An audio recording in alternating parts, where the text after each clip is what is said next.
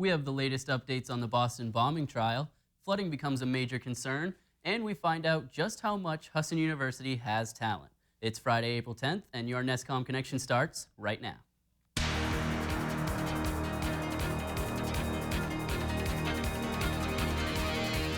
From the campus of Husson University, this is your NESCom Connection. Good afternoon, everyone. I'm Alex Nivus. After 3 long months, the Boston Marathon bombing trial has reached a verdict. Dzhokhar Tsarnaev is guilty of all 30 counts against him. Reporter Chris Welch has more on the story.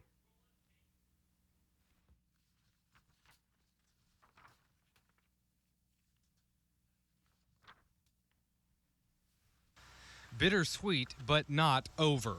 With a guilty verdict on all 30 counts, the question now becomes, will Dzhokhar Tsarnaev face death? The start date on the penalty phase has not been set, but the same jury will deliberate Tsarnaev's sentence, life in prison without parole or death. The jury must vote unanimously for a death sentence. It's been nearly 2 years since a terrorist attack rocked the finish line of the iconic Boston Marathon and shook this city to the core. Survivors of the bombing, like Karen Broussard, say they were relieved by Wednesday's verdict. No matter what happens next, survivors say they'll focus on their lives, while a jury deliberates death.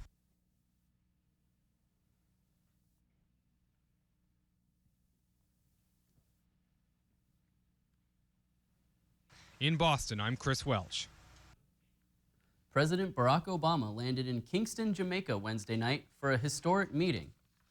It's the first visit to Jamaica by a sitting United States president since Ronald Reagan went in 1982. President Obama will attend a meeting with the 48 leaders of the Caribbean nations in Kingston. Top administration officials say security as well as energy is at the top of the agenda. The next leg of his journey will take him to Panama for the Summit of the Americas, where he will likely meet with Cuban leader Raul Castro. It will be their first encounter since Obama announced the United States would begin restoring diplomatic relations with Cuba. If you have any summer plans with long car rides, you will appreciate this prediction. 2 analysts say the average price of gas in Maine will fall to the lowest point in a decade this summer. The analysis says unleaded regular gas will fall below $2.50 between Memorial Day and Labor Day. The average gas price has not been that low since 2005. It may not feel like it, but technically it is spring. That means Mainers should soon be hearing one of the sounds of the season, frogs peeping. Maine Audubon is asking for volunteers to help out in their annual toad and frog count. Audubon wants volunteers to drive an assigned route 3 different times, looking for 9 different species of frogs and toads. Online training is available. Video from the dash cam of a police car has emerged from the day a police officer in South Carolina shot and killed an unarmed black man. The video shows the moments that led up to the altercation. Martin Savage has a look. We want to inform our viewers that the following video is graphic. Dashcam video now released, capturing the moment. Police officer Michael Slager pulls over Walter Scott last Saturday morning. Slager's patrol car follows Scott as he pulls into the parking lot of an auto parts store. Moments later, Slager approaches the car and asks Scott for his driver's license. In less than a minute, the talk turns to paperwork, questions over Scott's purchase of the car. Slager returns to his patrol car. Moments later, Scott starts to get out of his vehicle. And in fewer than 30 seconds, Scott gets out of his car again and runs. A possible reason the 50-year-old tried to flee? A bench warrant was out for his arrest since January 2013 after failing to pay over $18,000 in back child support for 2 children. What happens next is out of view of the camera, but partially picked up on the officer's microphone. He sounds like he's running and can be heard yelling. One eyewitness says a tussle ensues. No, it wasn't on the ground rolling. It was like a tussle type of thing, like, you know, like, what do you want, or what did I do type of thing. The man who took this disturbing cell phone video says they were on the ground before he started recording.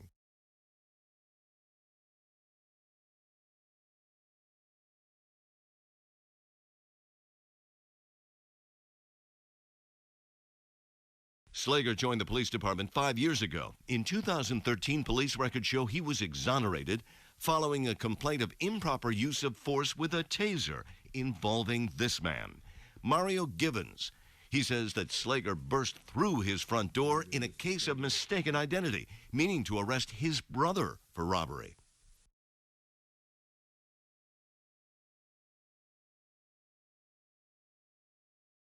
Slager's mother, Karen Sharp, told ABC she hasn't seen the video and can't imagine her son shooting and killing an unarmed black man while he ran away.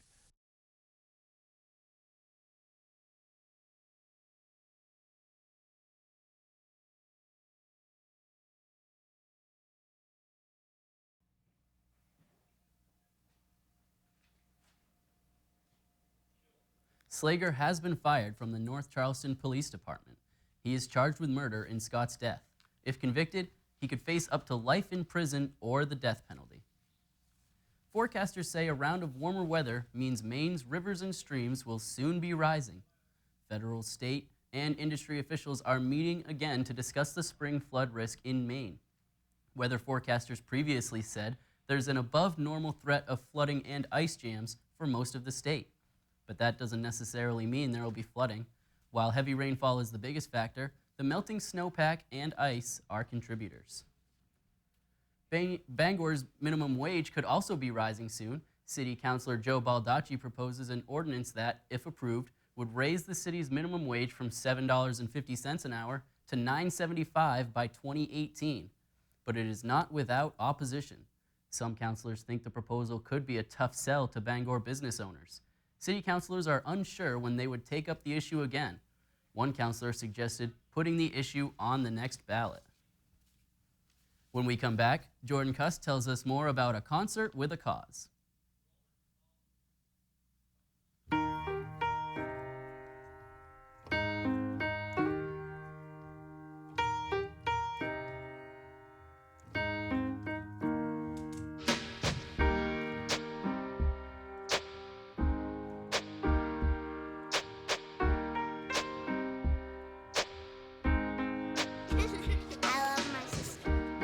Doesn't see race.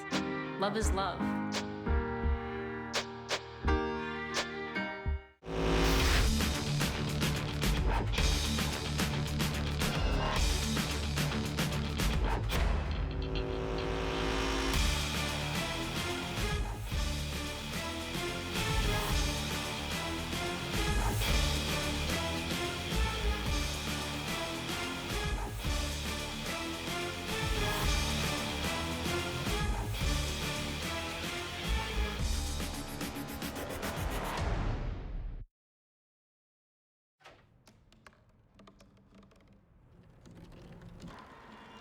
Everybody has a dream.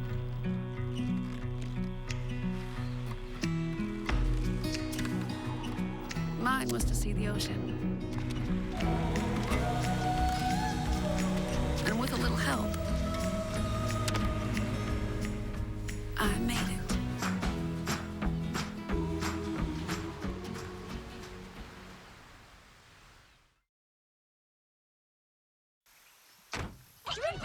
They'll test you. Try to break your will. But however loud the loudness gets, however many cheese puffs may fly, you're the driver, the one in control. Stand firm. Just wait. And move only when you hear the click that says they're buckled in for the drive. Never give up till they buckle up. Spring at Husson University means a lot of things, including the annual AS for MS concert. NESCom reporter Jordan Cust joins us live from the newsroom with more on the story. Thanks, Alex. This year, the Acoustic Showcase for Multiple Sclerosis is turning 12. 5 bands are performing, and all the proceeds are going to one place. It may be relatively empty right now, but later tonight, the Gracie Theater will hopefully be filled. WHSN's annual AS for MS concert will kick off at 7:30 and feature 5 bands. Worried Well, Tall Horse, One Shot Nothing, Skosh, and the Royal Donated sets. According to Mark Nason, the event coordinator, getting people to sign up for events like this is getting harder and harder. Last year was a good turnout. Each year it becomes honestly more and more challenging to get folks to come out and to support non-profit entities, only because there's so many nonprofit entities looking for donations and support. So the calendar is quite full year-round of nonprofits looking for support. This is just our one way of helping one particular nonprofit. That hasn't stopped the show yet, though. The event started in 2002 in conjunction with Walk MS and eventually grew into what it is today. AS for MS supports research funding for multiple sclerosis, or MS. Right now, there isn't a lot known about MS, and that's part of the reason researching it and funding it is so important. Everything raised during the concert goes straight to one place. 100% of the proceeds for the show go to the Greater New England chapter of the National MS Society.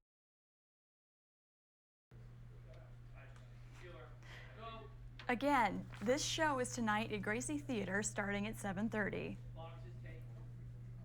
Are tickets still for the show available? They are. They were available at all Bulmos locations and online through WHSN's website. Tonight, they'll be available at the door for $10. All right, Jordan, thank you for that report. It's one thing to get a hot pizza delivered to your door, but what about a hot double-decker Taco Supreme? Taco Bell will be beginning testing a delivery service sometime later this year. A Taco Bell spokesman says this will change the fast food game completely, and that home delivery has been a hot trend on Twitter. Taco Bell isn't the only fast food chain to try delivery, as Burger King began testing its delivery service in early 2012. BK Delivery is currently offered in parts of Boston, Chicago, Denver, New York, Miami, Minneapolis, Sacramento, San Francisco, and Washington. This Tuesday was the preliminary round of the annual Husson's Got Talent event. NESCom reporter Michael Campbell brings us the highlights. 11 acts came to the Furman Student Center on Tuesday night for Husson's Got Talent. When the night was over, 6 acts would leave victorious. Approximately 100 students came out to see their classmates and peers compete. They started coming in slowly, but by 8 o'clock there was a packed house. The event was sponsored by Kappa Delta Phi fraternity. Acts included singers and comedy. The top 5 acts of the night were voted on by a panel of judges made of Kappa members. The event was emceed by John Costello. Most acts performed with music in the background. Several played the guitar in addition to singing. Chris Ritz formed a stand-up comedy set. Just really trying to create a comedy scene on Husson and in Bangor, so I'm just doing this one talent show at a time. Camp sang the rock song Home in honor of his girlfriend. It's tough. It really is difficult, and those nights when I don't get to see her until she's already asleep, it bugs me, but as soon as I get home to her and I hold her in my arms again, it's one of the greatest feelings in the world. Songs performed included classic hits such as Leonard Cohen's Hallelujah and the Fleetwood Mac hit Landslide. Other students performed newer songs including Someone Like You by Adele and Sam Smith's smash hit Stay With Me. The winning act of the night belonged to Nick Bavaric. He sang Always Look on the Bright Side of Life from Monty Python and The Life of Brian. Other top acts included Olivia Bloomer and Holly Lindry. The audience voted in Serena Hall. The top 6 acts will be competing next week at the Gracie against last semester's winner, Julia Starr. Michael Campbell, NESCom Connection. All right, the next round of Husson's Got Talent will be held at the Gracie Theater. The winner of the tournament will win a cash prize of $25. Josh Mades-Alabiso is joining me now for sports. Josh, what's going on?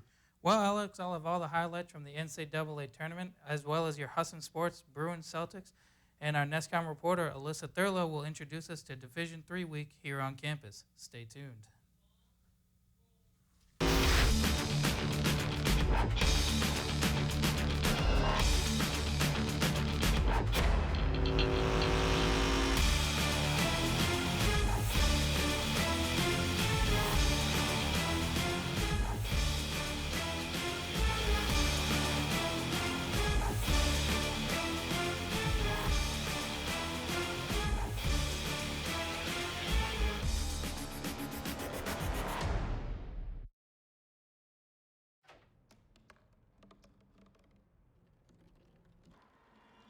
Everybody has a dream.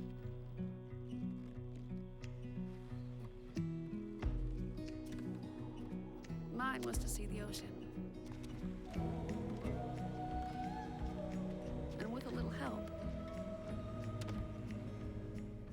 I made it.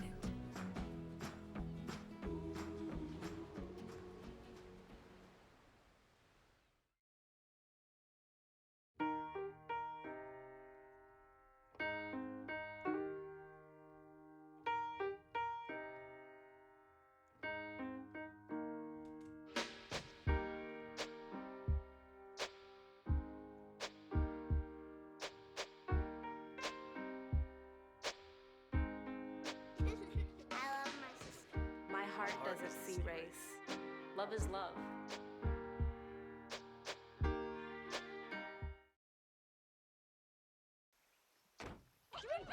They'll test you.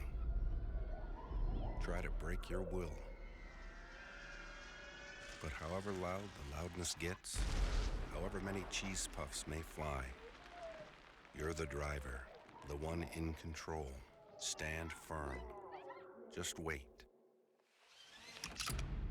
And move only when you hear the click that says they're buckled in for the drive. Never give up till they buckle up. Good afternoon, everyone. I'm Joshua Mades-Alabiso with sports. Husson baseball. The baseball team got back into a winning streak after a 17-3 loss to Southern Maine on Tuesday.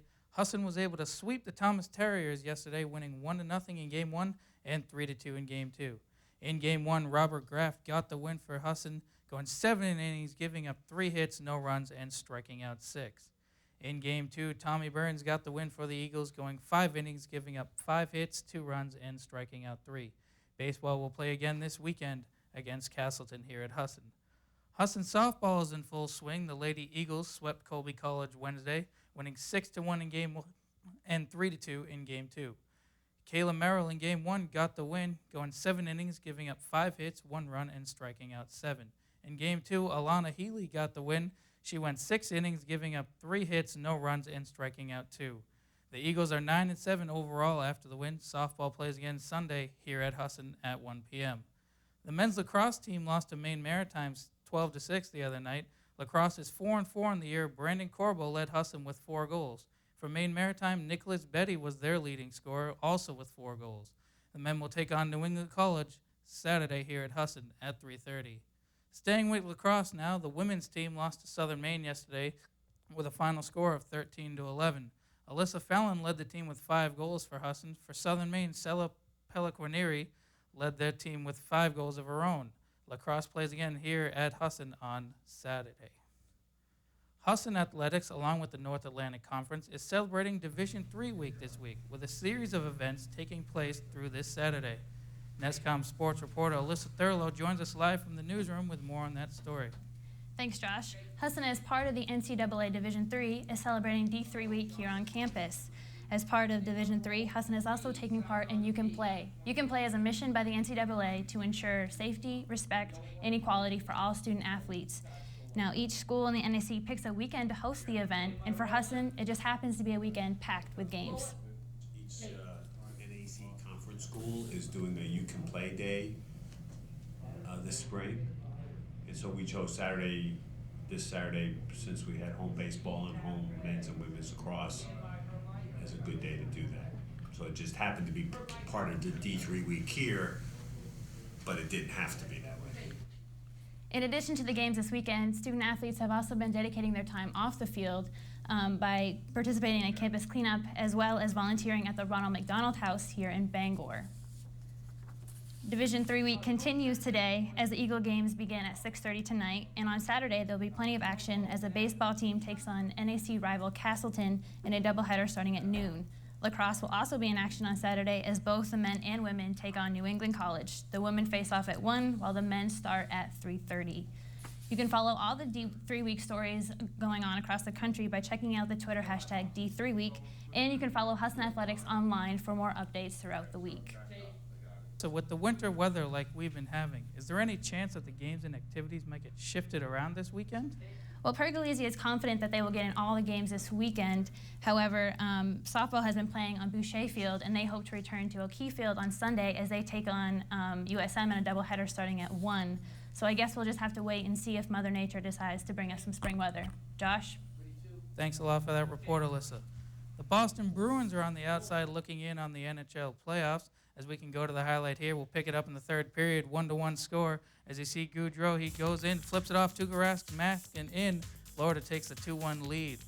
Also in the third period, you see Florida again pressuring the net. Hayes will come in and he shoots again and he'll score.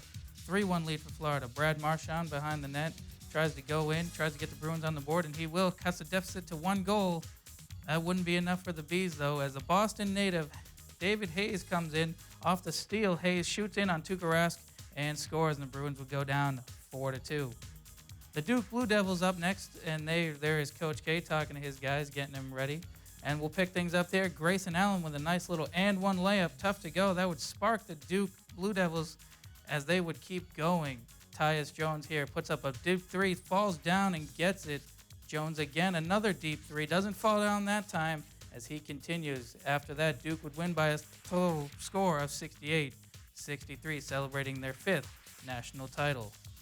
And we'll go to the Celtics here. Isaiah Thomas bringing the ball up. 3 seconds left in the first quarter.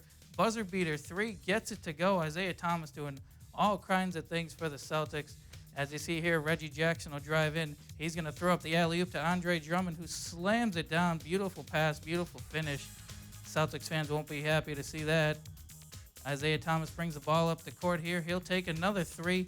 Drains that one again. Isaiah Thomas on fire. Evan Turner with the nice little dish to Thomas. Thomas puts up the 3 again, and he will get it again as the Celtics go on to win 113-103 the final. We'll pick things up with the Red Sox. They were in Philadelphia again. Shane Victorino hits one to the deep side. They can't get him. He will beat it out, and that will score in 2 runs. Victorino picks up 2 more RBIs. Xander Bogaerts here slides that one all the way to the right field wall. And Jeff Francoeur cannot handle it as he will drive in another 2 runs. Bogaerts will get into third on a triple. Justin Masterson at the plate here. One of his 2 hits on the day. The pitcher gets 2 hits. Justin Masterson there with an RBI, his first in a Red Sox uniform. The Red Sox will play tonight against the New York Yankees at 7:05. Coming up after the break, Konnor Newton will have your local weather forecast. Stay tuned.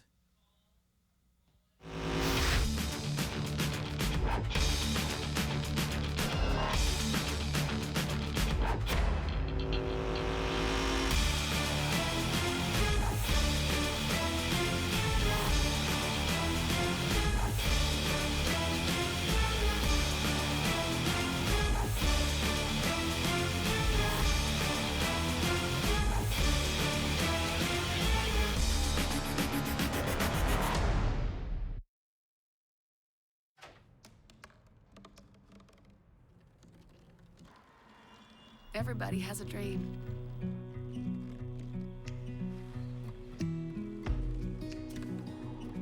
Mine was to see the ocean.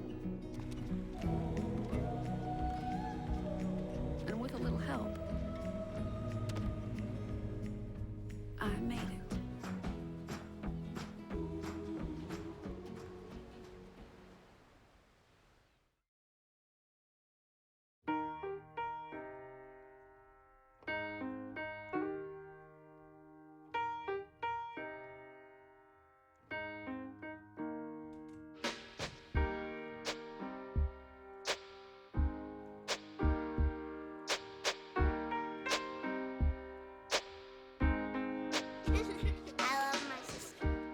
Doesn't see race.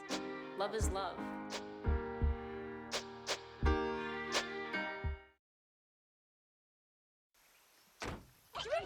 They'll test you. Try to break your will. But however loud the loudness gets, however many cheese puffs may fly, you're the driver, the one in control. Stand firm. Just wait. And move only when you hear the click that says they're buckled in for the drive. Never give up till they buckle up. Konnor Newton joins us now with the forecast. Konnor, is spring weather finally on the way? Well, Alex, it's looking like that. After this long winter that's just been holding on for dear life, it looks like we're going to have some warmer temperatures coming. And you can see that with the rain that we've been getting today. You can see a little condensation on our weather cam, but I'll take the rain over the snow. Looking at the temperatures across Maine, looks to be around the high 30s for most of Maine right now, except for Holton, dipping down into the lower 30s. So yeah, those are the temperatures across Maine. Looking at the national map, you can see that lower pressure system coming up, giving us that rain, which, you know, hopefully will eat away some of that snow that's just been holding on there. So, and then going into tonight, showers this evening, which will be clearing overnight with temperatures around 37 degrees. Tomorrow, partly cloudy, very windy with temperatures around 48 degrees. So looking ahead into the week, Alex, you can see the temperatures are going to get up there into the 60s and hopefully melt away that snow, and it'll begin to feel like spring finally. Well, I know we've had a long winter here, so finally the snow is going to melt. The sun is coming. Finally, we're getting that spring weather we've been asking for. Seems to be that way, yes. Coming up next, a 5-year-old finds a treasure in Texas.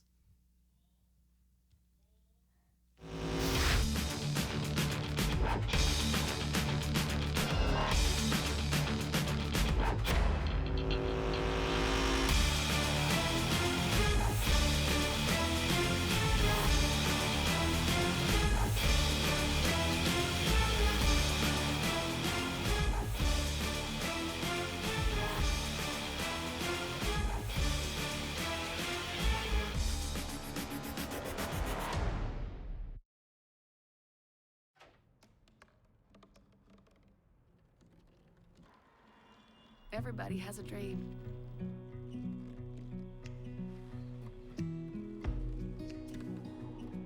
Mine was to see the ocean. And with a little help, I made it.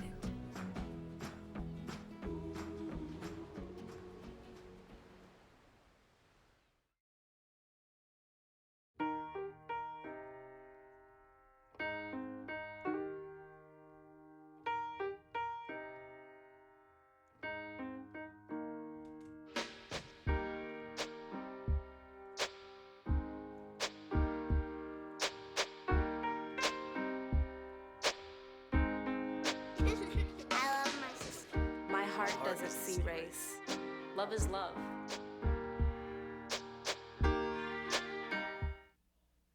$100-million-year-old dinosaur bones are being studied in Texas, and you'll never guess who found them.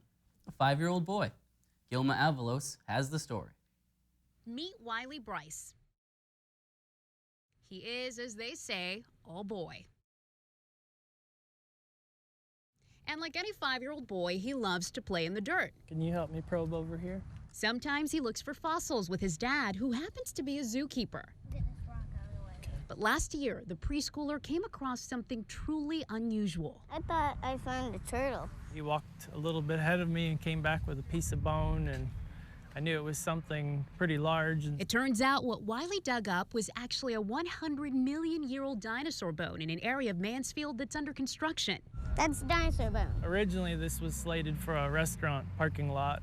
A team of experts from SMU and the Dallas Zoo worked quickly to unearth and identify the creature. We're looking at an armored dinosaur called a nodosaur. This particular one would have been the size of, let's say, a horse. Today, SMU scientists are here to take the bones to a lab to be studied. They consider the 5-year-old's find to be special. It is completely amazing, and if you think about it, just look around where we are. This is a shopping mall. Tim Bryce says he doesn't think his son really understands the importance of what he found that day.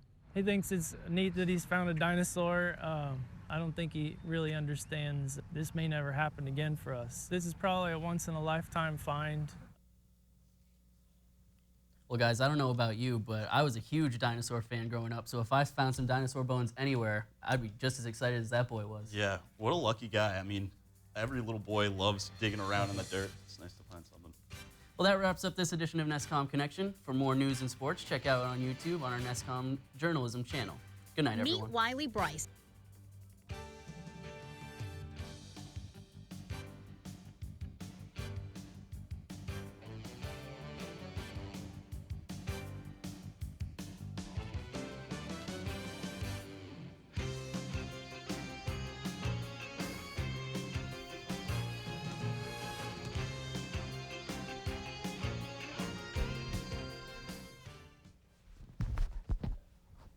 Good job, Connor.